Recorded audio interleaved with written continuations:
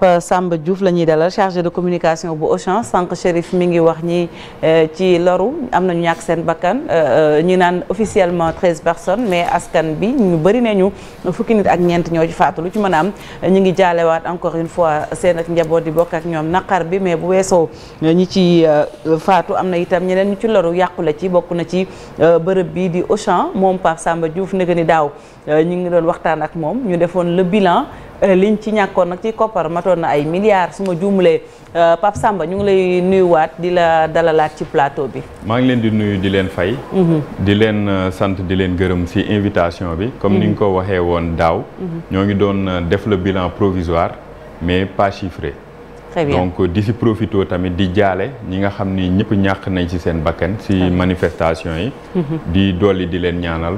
suñu borom xaaree leen àjjana. amiin yaa rabbi aywa Chérif ñu dugg ci waxtaan bi. ne nga def ngeen bilan provisoire pas chiffré 1 an après def ngeen bilan chiffré na xanaa léegi. waaw léegi chiffré na. parce que nous avons perdu plus de 15 milliards de francs CFA.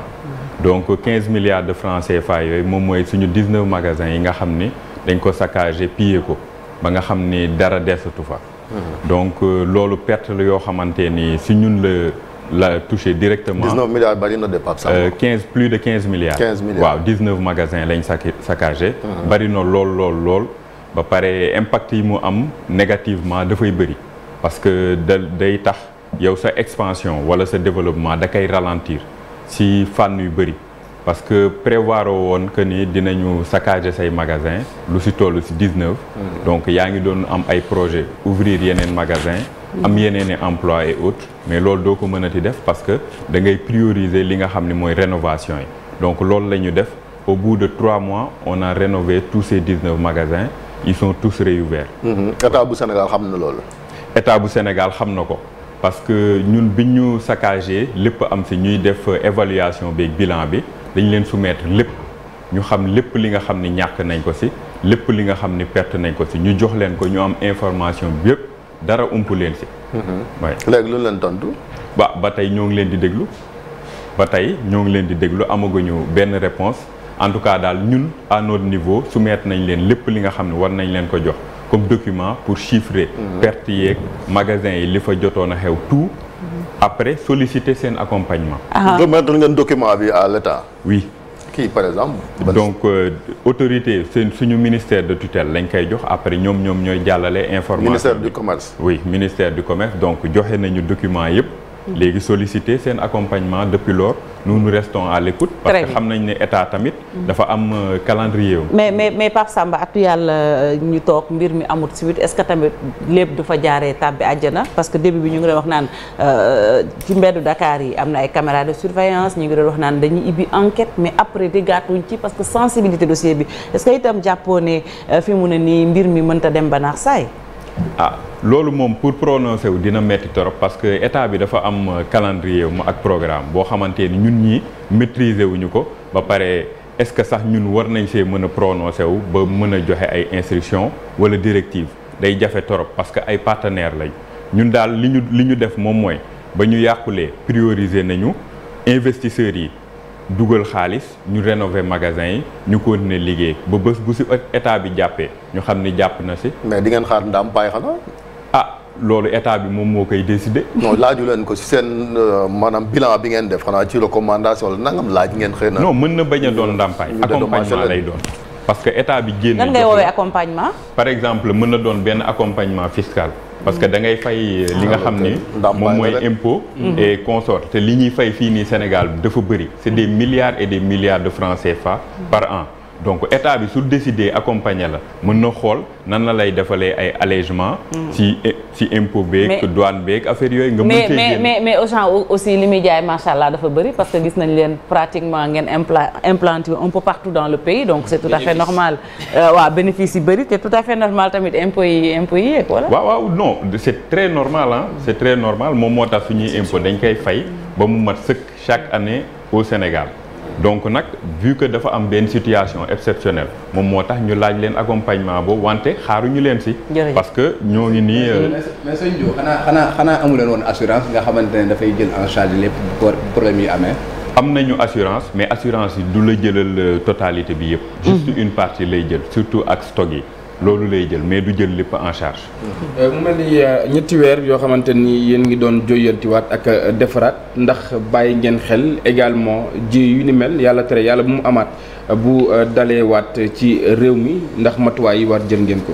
waaw dolli nañu matuwaay yi en matière sécuritaire surtout soo xoolee magasins yi ñu jotoon saccagé ak suñuy magasins yi ñu jotul a laal yëpp sécurité bi dañ ko renforcer au niveau des portes des fenêtres et tout. gën a renforcer suñu collaboration ak ñi nga xam ni ñooy force de sécurité yi. comme ça ñu mën a teel a joxe alerte yi. ba pare gën a mën a waxtaan suñu biir pour situation yu ni mel bañ a am. ba pare ba may ñëw tamit année dernière dama leen waxoon fii nii que ni employé yi dañ koy garantir. que DG bi dafa joxe instruction ne bu ñu yóbbu kenn chômage technique. bu ñu licencier kenn.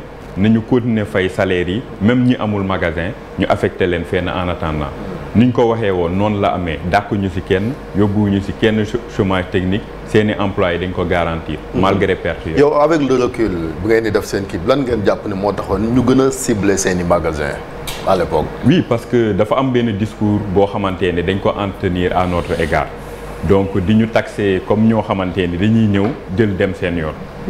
comme entreprise étrangère certes.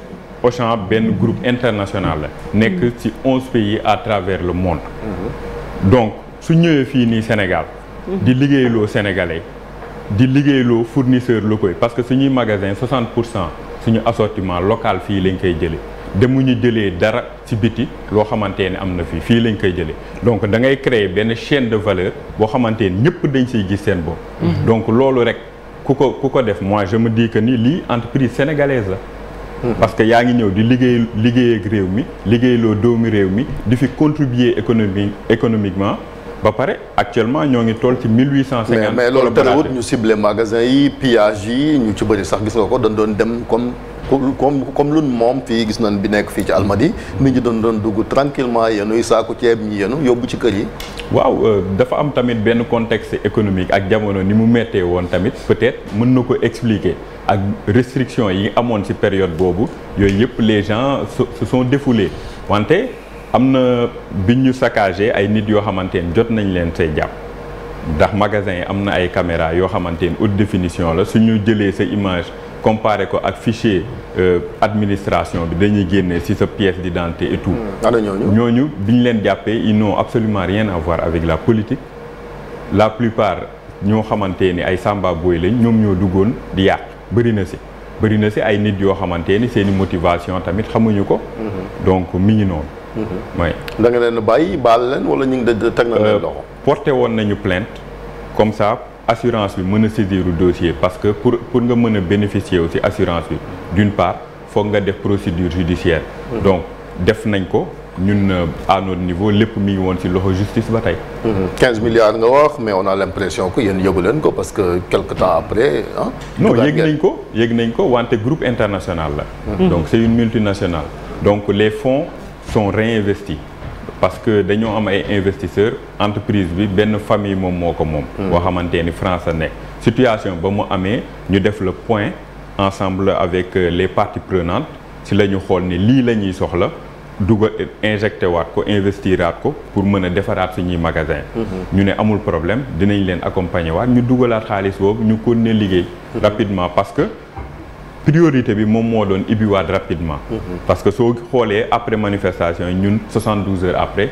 on a réouvert le premier magasin Fann Résidence après yeneen yi topp ci rapidement parce que looy tëj sa stock mi ngi foofu am na yoo xamante ne ay DLC la mooy date limite de consommation c'est-à-dire que loolu mën na nekk perte booy accumuler waat donc on a réouvert commencé jaayaat def chiffre mën a demaat de l'avant defaraat ngeen ci seen image ngir comme lii bu amatee parce que tamit yaa ngi doon wax naan wooy doon jàpp ni yéen da ngeen di ñëw rek jël alal yóbbu mais dañu jàpp ne aussi yëfi France la te comme coowal politique la woon loxol France génn ci woon waaw surtout yokk communication yi xamal nit ñi lan mooy Auchan parce que depuis lors dafa am ñoo xamante ne dañuy toog di wax rek ngir yàq parce que loolu peut-être moom la ñu féetewoo seen rôle wante ñun suñu rôle la ñu gën a communiquer gën a wax ak nit ñi te loolu dafa commencer dans les quartiers muy ak ASC yi ak yëpp association yi nekk ci zone bi waxtaan ak ñoom échanger ak ñoom xamal leen luy Auchan ba pare même dans notre politique de recrutement ñi nga xam ni ñoom ñooy nekk ci zone bi ñooñu la ñuy prioriser en collaboration avec les maires de la zone. Donc nga xam ni projet bi magasin bi dañ koy gis ba nga xam ne lii seen propriété la. parce que foofu dañ siy suturewoo ay seeni famille nekk ci ginnaaw. parce que Dakar bu ñu ñëwaatee ci événement bi Dakar à part bi nekkoon fii ci Yoff ak bu Gibraltar bi est-ce que am na bu ci muccoon ci casse yeeg yooyu. si amoon na yu si muccoon amoon na une dizaine yu si muccoon fii nii à Dakar. bi nekk Mermoz. bi nekk Mermoz jotuñu ko laal c'est le plus grand magasin du Sénégal. parce que boobu noonu suñ ko laaloon boobu moom mooy c'était la fin de l'aventure. mais bu Mbour bi également bokk na ci gën a. pardon bu Mbour bi. bu Mbour bi bokk na si moom mooy deuxième magasin bi gën a mag si Sénégal. moom mooy bi nekk en face gendarmerie. mais est-ce que yéen itam laju leen un tout petit peu ci li nga xam ne moom moo di communication bi laataa loolu ngeen xamal Auchan njëriñ bi nga xam ne mi ngi koy apporter réew mi ndax itam bëri na ci ay sénégalais yoo xamante ni ñu mel ni man dañ jàpp ne comme doomu réew bu France moom moo ko fi teg donc ñun du lu bénéficier wu loo xamante ni ñu ngi koy am lu ëpp donc loolu moo xirtal ndaw ñi lu ci bëri bi mbir mi amee ñu wutali loolu ndax bëggoon nañ li nga xam ne moom moo di entreprise bàyyi ko ci biti réew abal réew bu Sénégal. waaw loolu jàkk xam lu bëri la. ci mbirum Auchan. parce que wax ji li muy bëri yëpp Auchan groupe international la. mais ay sénégalais ñoom ñoo fi nekk di ko diriger. tubaab yi dañoo ñëwoon au début pour former. ba pare di dellu. Actuellement, les postes stratégiques de l'entreprise sont occupés par des Sénégalais. Moi qui vous parle, je suis le directeur du développement et de la communication. Maanaam développement Auchan expansion si man mii la dépendre. man maay gérer loolu yëpp. Et pourtant j'ai moins de 34 ans. Je suis un jeune et il y a une panoplie de jeunes yoo xamante ñoo ngi ci biir. Actuellement suñu DRH mi ngi tudd Assietou Dramé. Elle a moins de 32 ans mooy directrice ressources humaines bu Auchan Sénégal. Directeur des ventes yi Momar Seni Lo moins de 37 ans aussi. Donc ñooñu ñëpp c'est des jeunes yoo xamante ñoom ñooy yéeg c'est le codir de demain ñoom ñooy téye l'aventure Auchan au Sénégal parce que le futur DG est appelé à être un Sénégalais.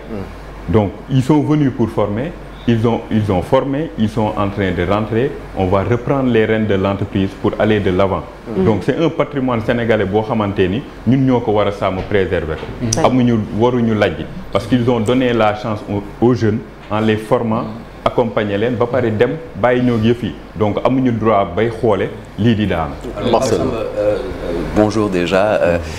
Daaw heure bi en tout cas chaque jour presque depuis le 4 ou le 3 mars chaque jour on assistait dañ doon assister ci genre scène de pillage yi magasin Auchan yi est-ce que toogoon ngeen jamono ngeen foog ne fii la Auchan di jaaree jeex Sénégal. waaw benn instant en tout cas bi ñu commencé saccager magasin yi ba mu dépasser une quinzaine ñu xam ni fii doute bi commencé na placé wu. En interaction avec les autorités étatiques dañ leen wax am na suñu yenn site stratégique yoo xamante ne bis bu ñu ko attaqué mu daanu yi wax dëgg fa yàlla dañuy jël suñuy bagage ñu dem. donc seen bopp xalaatoon nañ dellu ginnaaw. waaw xalaatoon nañ dellu ginnaaw parce que soo demee ba ñu yàqal la lépp tamit li nga nar a injecté waat bëri goo xamante ne pour nga dabu ko day métti. parce que ñun depuis bi ñu ñëwee fii nii Sénégal investir nañu plus de 80 milliards de francs CFA. déjà rek soo amee projet ouverture magasin bu si mel ni Almadies bii rek ñu nekk. C'est un projet boo xamante ni lu mu dee ndaw ba ndaw di nga si def benn 2 milliards de francs CFA. ba pare ñi si perte bëri goo xamante ni mën na ñun la ñuy gis wante dafa am ay fournisseurs si ginnaaw. y a des Sénégalais yoo yéen a koy fay yéen fournisseurs yi. non ça dépend am na ñoo xamante ni seeni produits yi nga xam ni jot nañ kaa jaay ba pare duñ ko fay mais am na ñoo xamante ni dañoo defoon seeni production war ñoo livrer mais finalement mënul am.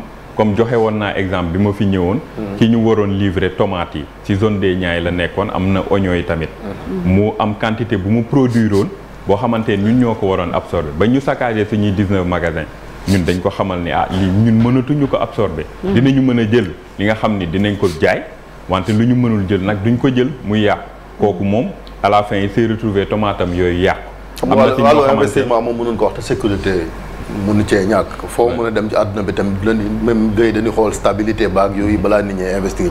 Est-ce que avec les autorités sénégalaises jox nañ leen garantie ne lii dootu fi amati concernant li nga xamante ni mooy ciblé li doon ciblé seen magasin. loolu moom amuñu ci benn garantie de loolu moom wax dëgg fa yàlla moom. parce que en tant que investisseur yéen tamit sàkkuwu leen ko ci ngóor gi. sàkku nañ ko bien sûr. parce que kuy ñëw ci benn dëkk tamit doo ñëw di investir ci benn pays boo xamante ni insécurité moo fa am. que à tout moment mën na li nga fay liggéey mën na fa yàqu et tout parce que choix au Sénégal bokk na li nga xam ni stabilité indi nañu fii ni sànq yaa ngi wax ne am ngeen ay fournisseurs ay doomu sénégalais yoo xam ne ñoom it am nañ ci ay jafe-jafe ak ay gàllankoor est-ce que du ak problème yi nga wax yëpp moo tax peut-être mu am augmentation yenn produits parce que on a vu quand même que am na yokkute. non augmentation yi li koy firndeel jamono ji bëri na parce que ba événement yi passé gisoo leen benn prix augmenté Covid bi ñëw produit yi augmenté wul mais actuellement dafa am benn contexte mondial boo xamante ni blé bi dafa yokku mooy céréales yi guerre bi bën ki dem la fi commencé. non mais avant loolu yokku woon na ba pare donc blé bi yokku barilu pétrole bi yokku maanaam fret maritime bi tamit ñëw yokku parce que pétrole moom su yokkoo ci àdduna rek day am ay répercussions yoo xamante ni liñ koy woowee relation de cause à effet la. mais état bi wàññi na prix yi. état bi waaw homologué na yenn prix yi donc loolu dañ koy suivre wante dafa am yenn yu bëri yoo xamante ni dañ ko dépendre ci biti ñun produire yu ñu lépp donc marché boobu noonu ci biti su yokkoo ñun forcément day moo tax ba ngeen di doog a ñëw ñu naan nit ñi nan tey parce que dumping bi ngeen di commencé da ngeen di rek xëcc clients yi ñu ñëw mais suñ ñëwee ba kii ngeen non dumping amul parce que xam nga lan moo tax yaa ngi invoqué le marché international ça veut dire que da ngeen di dellu comme ci boutique yi ak marché yi et cetera. non ba tey nous restons les moins chers au Sénégal donc pour vérifier ko yomb na il suffit de faire le tour de la concurrence ba pour xam ko mais dumping mënul am xam nga lan moo tax mënul am Auchan parce que ñun entreprise légalement constituée lañu respectueuse des lois réglementaires du Sénégal prix yi clients yi daw wutal si leen. non kasewuñu prix yi xam nga ñun suñu stratégie lan la bi ñu ñëwee Sénégal dañoo def étude de marché bi ñu defee étude de marché dañoo gis ni grande distribution dañoo amoon ñoo xamante ni ci kaw la ñu nekk c'est les nantis ñi nga xam ni ci grande surface yi lañ doon dem am xaalis mën fa dem ak ñi nga xam ni marché bi lañ nekk ñun dañoo ñëw insérer wu au milieu ma nga xam ni dañuy wax ak ki doon dem ci grande surface yi nga xam borom xaalis yi kese fay dem ak kiy dem ci marché bi donc ñun bi suñu jëlee produit suñu marge yi ñuy appliqué du ay marge yoo xam dafa bëri par rapport à la concurrence yoo xam dañuy def ay marge de plus de 20%. Nous on choisit de miser sur le volume de faire des marges de 5 à 6%. Parce que soo miser ci volume bi c'est deux choix grande distribution soit da ngay def lu cher nga am sa clientèle riche spécifique wala nga def pour la grande masse après grande masse boobu noonu ñoom ñooy constituer sa force parce que ñoom ñooy permettre produit di tourner ngay jaay. ok très bien dernière question. waaw dernière question bu ñu ñëwaat ci événement yi rek est-ce que parce que doon gis ngeen nun ubbi boutique yi magasin yi fu la neex est-ce que ci wàllu sécurité bàyyi ngeen ci xel jàngat ci ba maintenant du n'importe où ngeen ubbi benn magasin. jàngat nañ si lu bëri wante ay nit mouvement de foule am ñu ñëw concentré wu fenn bëgg a yàq sa magasin tôt ou tard dinañ ko yàq lu ko sécurité bi défendre magasin bi tôt ou tard day yàqu parce que mënuñu toog 24 heures di défendre benn site alors que ni y a d'autres sites stratégiques ci dëkk bi. Très bien. Merci beaucoup.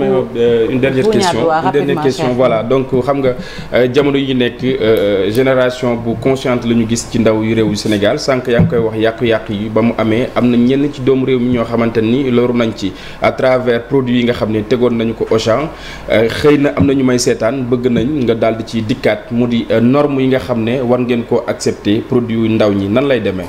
donc fournisseurs yi ñun ni ñuy liggéeyoo ak ñoom bëri na.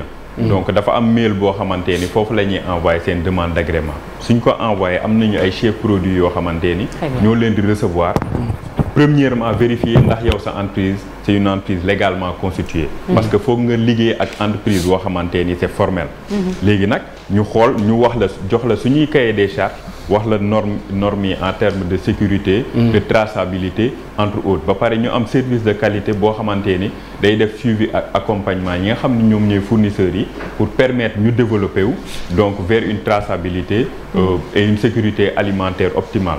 Donc fournisseurs yooyu ñoo ngi ci toll à plus de 600 fournisseurs sénégalais ba pare dañoo développer li nga xam ni moom mooy les produits filières au Sénégal maanaam bayum bio bi dañ ci tànn ay produits yoo xamante ni dañ leen di accompagner mu ñu respecter normes environnement yeeg yëpp ba nga xam ne bis bu ñu defee maillage territorial Sénégal ba nga xam produits yooyu dina fi am ba mu mat sëkk produits yooyu mën nañ leen jël exporter leen ci yeneen i magasin Auchan ñu mel ni par exemple mielu Sénégal bi ñu ciy liggéey ba mu yegg benn niveau boo xamante ni mën na retrouver aussi rayon yi nga xam ni Auchan France la Auchan Ukraine ak Russie di fa ñaan jàmm. merci beaucoup jërëjëf Pape Samba Diouf moom lañ doon dalal chargé communication bu Auchan ñu lay jaajëfal bu baax a baax léegi ñaari yéenekaay yu Groupe Futurs Médias l'Observateur ak Record laata ñuy dalal Oumy ci Météo Express.